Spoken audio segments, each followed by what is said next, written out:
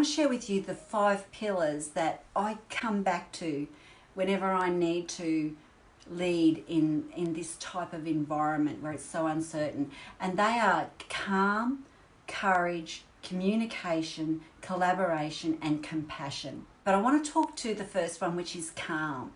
We need leaders right now who can lead through change and ambiguity. We've needed that for quite a while, but we really need it now. And to do that, you have to have a sense of self-leadership.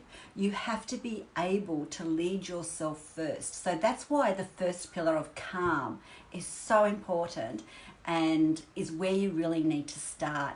And it's about being the calm in the chaos and creating certainty where you can. It's no easy task to do. It's easy to buy into the panic. Like when I saw all those empty shelves, it's like, oh my goodness, what, I've got to buy stuff, I've got to feed my family. You have to find that inner calm. It is an inside out job. So there's 3 aspects for me in that calm. The first is inside out, the other is information, and the third is decision.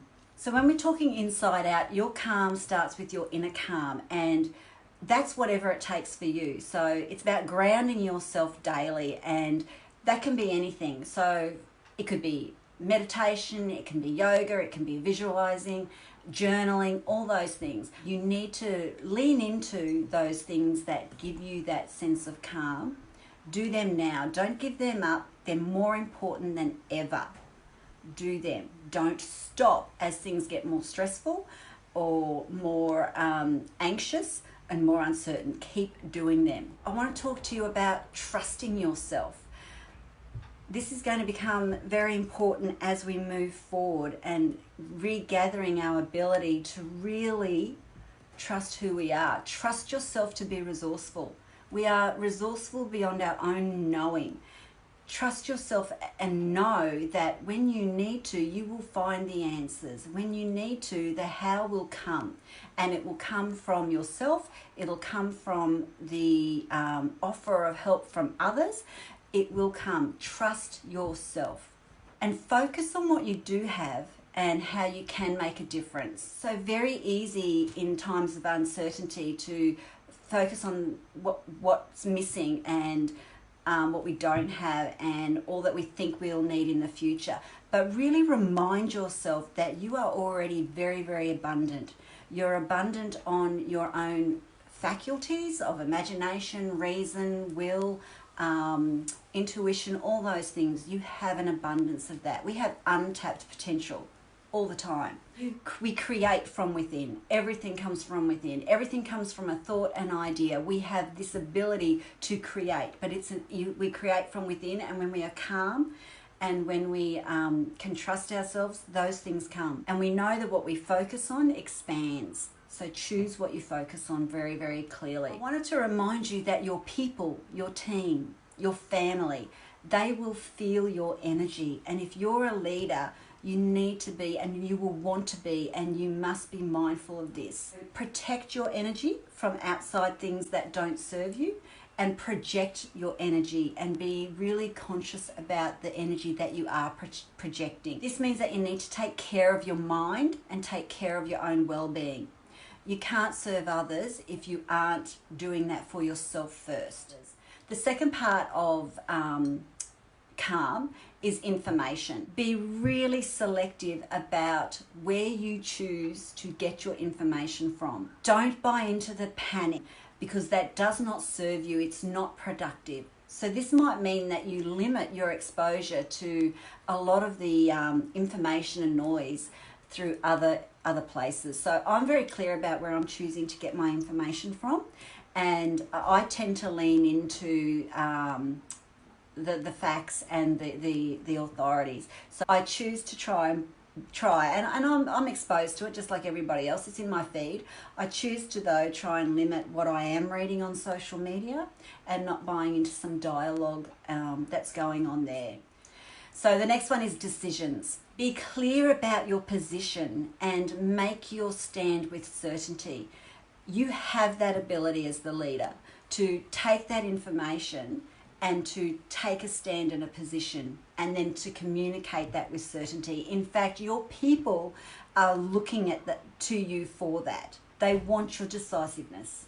They want you to make decisions. They may not always be the decisions that they want to hear, but they want that from you because decisions create certainty.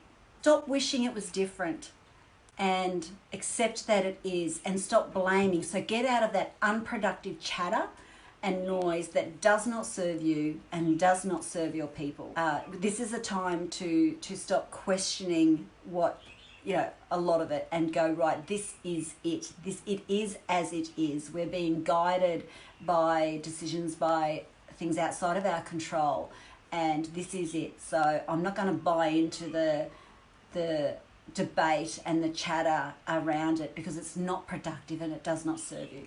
Resolution. Having resolve is very much about having the certainty of your position. And as leader, you're going to have to take certain stances and be clear on your position. And the more clear you can be for your people, the better it is for them and the better it is for you. Make plans. Have pathways mapped out. Some of this stuff has moved really fast, and some of the plans that you had made probably may not have come to fruition or were overridden by the plans of higher authorities.